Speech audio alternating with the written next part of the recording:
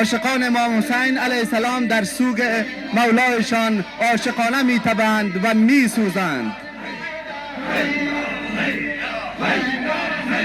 بله، امشب شب عاشورای حسینی در شاه دوشمشیره ولی در شهر کابل هستیم.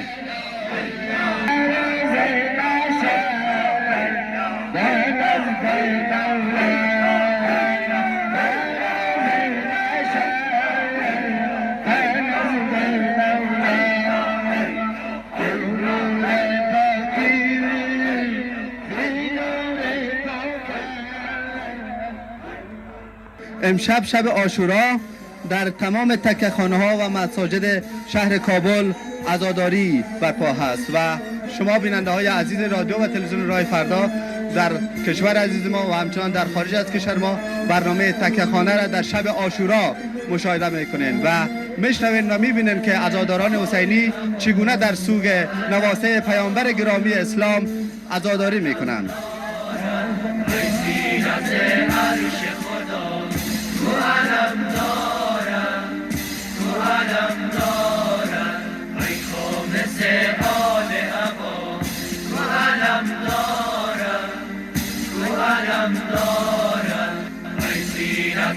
عرش